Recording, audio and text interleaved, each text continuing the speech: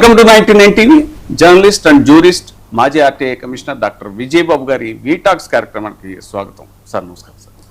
Sir ఇవాళ social మీడియాలో పెద్ద సంచలనమైనటువంటి వార్త సిజేపీ, కాక్రోచ్ జనతా పార్టీ సిజేపీ. ఇది చాలా అంటే ఇటీవల చీఫ్ జస్టిస్ ఆఫ్ ఇండియా ఆయన ఒక కామెంట్ చేశారండి. నిరుద్యోగ యువతని ఉద్దేశించి సోషల్ మీడియాలో అసంతృప్తి వ్యక్తం చేస్తున్న వారిని కాక్రోచెస్ మరియు పారాసైట్స్తో ఆయన పోల్చడం మీద ఒక వ్యంగ్య రాజకీయ ఉద్యమం లాగా, ఇప్పుడు ఇది ఒక పార్టీ లాగా అయితే సోషల్ మీడియా పార్టీ లాగా దీన్ని పెట్టారంట. సో ఇది చాలా వైరల్ అయిపోతుంది సార్. అసలు దీని మీద ప్రపంచంలో సోషల్ మీడియా చైతన్యం అనేది వచ్చిన తర్వాత అది కొన్ని వాటికి ఏమో చాలా అద్భుతమైనటువంటి టూల్ గా పనిచేస్తా ఉంది, కొన్ని ఏమో ప్రమాదకర ధోరణులు కూడా అది ఒక ఆయుధంగా సాధనంగా కూడా ఉంది. అయితే ఇక పొలిటికల్ గా చూసుకున్నప్పుడు ఏంటంటే సోషల్ మీడియా సమాజాన్ని ఇంతగా ప్రభావితం చేస్తుందనడానికి మనం నేపాల్లో జంజి చూసాం. నేపాల్లో జంజి ఒక ఉద్యమం, గతంలో పబ్లిక్ లో పాలకుల మీద అసంతృప్తి పెరిగినప్పటికీ కూడా ఆ అసంతృప్తి క్రమంగా ఒక ఉద్యమ రూపంగా దాల్చి మహోద్ధృతంగా జనంలోకి రావడానికి చాలా టైం పట్టింది. కానీ ఇప్పుడు సోషల్ మీడియా వల్ల ఏంటంటే అసలు ఏమి ఫిజికల్ గా కూడా అంత ఫాస్ట్ గా రావాల్సినది కానీ బహిరంగ సభలు కానీ ఇవన్నీ పెట్టాల్సిన పనే లేదు. కేవలం జస్ట్ సోషల్ మీడియాతో జరుగుతున్నటువంటి దీంట్లో ఒక జడ్జి చేసినటువంటి కామెంట్ నుంచి పుట్టుకొచ్చినటువంటి ఒక సెటారికల్ సంస్థ అని చెప్పాలి. ఇదేమి సంప్రదాయ రాజకీయ పార్టీ కాదు. అసలు ఇది రాజకీయంగా ఎన్నికల్లో ఒక రావాలనే పోటీ చేస్తుంది అనేటువంటి ఉద్దేశం కూడా బహుశా అతనికి అప్పటికి లేదనుకుంటా. ఎవరయ్యా అంటే ఇతను అభిజిత్ దీప్కే అని చెప్పని, ఇతను ఈ అభిజిత్ దీప్కే బోస్టన్ యూనివర్సిటీలో, ఇక్కడ ఉన్నట్ల మహారాష్ట్రకి చెందినటువంటి యువకుడైనా, ఇక్కడి నుంచి కాదు, అతను బోస్టన్ యూనివర్సిటీలో పబ్లిక్ రిలేషన్స్ చదివాడు. అయితే గతంలో ఇతను కేజ్రీవాల్తో పాటు పనిచేశాడని చెప్పని, ఆప్తో సంబంధాలు ఉన్నాయని అయితే చెప్తున్నారు. కానీ అంత క్రియాశీలకంగా అందులో తిరిగాడు, అతనికి అక్కడ ఒక రికగ్నిషన్ ఉందని చెప్పేది లేదు. కానీ ఒక ప్రచారం అయితే జరుగుతూ ఉంది, ఇతను దాంట్లో ఉన్నాడు అనేటువంటిది.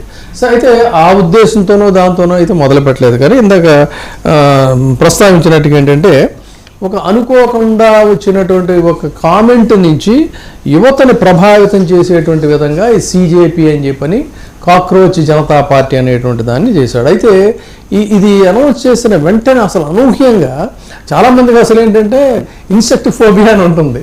ఆ ఇన్సెక్ట్ ఫోబియా అంటే ఏంటంటే ఏమైనా ఇలాంటి కాక్రోచెస్ కానీ, బల్లులు లేకపోతే పురుగులు ఇలాంటివి చూసినప్పుడు బాబో అని చెప్పి చాలా భయపడిపోతారు. ఒక భయంకరమైనటువంటి విష సర్పం కంటే కూడా ఎక్కువగా చూసి భయపడతారు.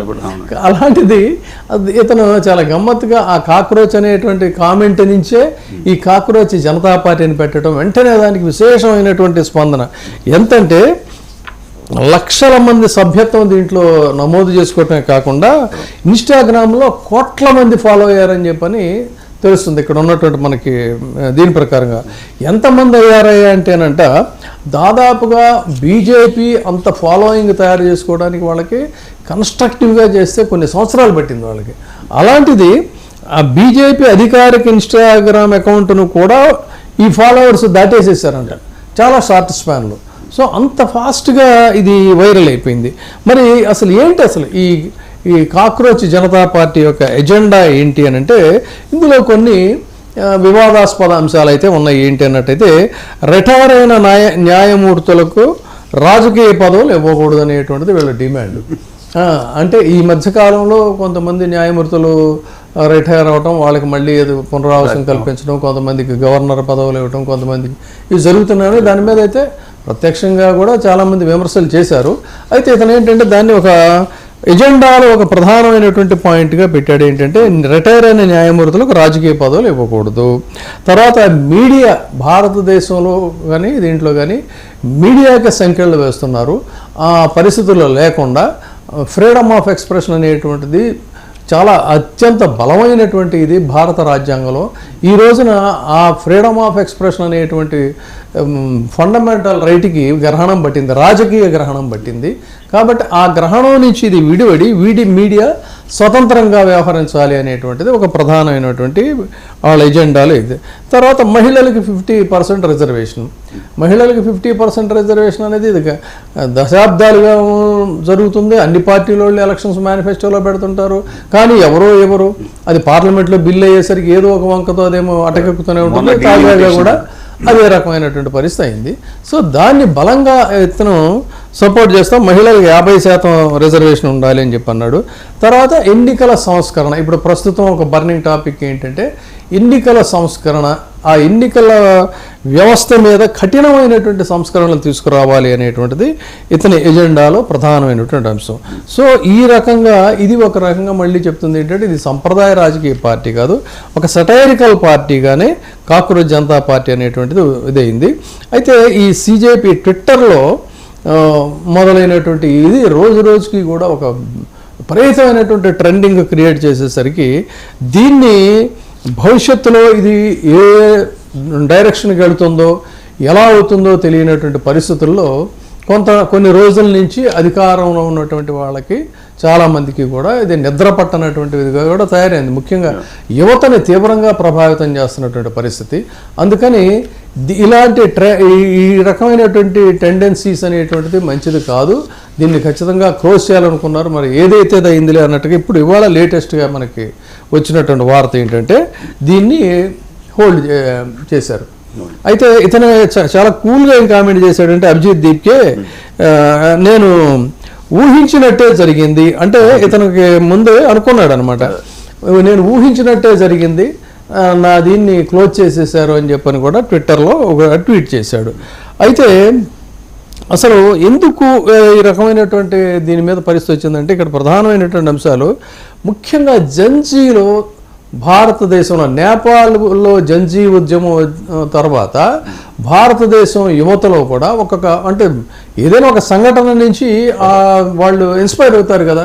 ఇప్పుడు ప్రపంచంలో బలమైనటువంటి కార్మిక ఉద్యమం వచ్చినప్పుడే కమ్యూనిస్ట్ పార్టీలు ఏర్పడటం, కార్మికులందరూ కూడా ప్రభావితమయ్యారు. ఆ విధంగా నేపాల్లో యువత ఎప్పుడైతే ఏకంగా స్వల్పకాల వ్యవధిలో ఉద్యమించి ఆ తర్వాత అధికారంలోకి వచ్చిందో ఆ ఇన్స్పిరేషన్తోనే ఇక్కడ దాని ప్రభావం కూడా భారతదేశ యువత మీద కూడా చాలా మంది మీద ప్రభావితం చేసింది యువతని.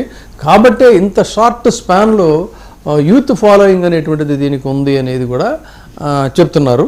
సో అంటే ఏంటి, ఇక్కడ జంజీలో అసంతృప్తి పెరుగుతూ ఉంది ఇప్పుడు ఉన్నటువంటి పరిపాలనా వ్యవహారాల మీద. తర్వాత ఏంటంటే ఇప్పుడు ఈ సోషల్ మీడియా ఇంత బలమైనటువంటి శక్తిగా మారింది. అయితే ఇప్పుడు దీంట్లో కూడా అసలు ఎందుకు ఇప్పుడు సోషల్ మీడియాలో చాలామంది మంచి లక్ష్యాలతోనూ ఉన్నతమైనటువంటి దీంతో పెట్టిన వాళ్ళు ఉన్నారు, చాలా మేధావులు పెట్టినటువంటి వాళ్ళు ఉన్నారు, విప్లవ భావాలు ఉన్నటువంటి వాళ్ళు ఉన్నారు.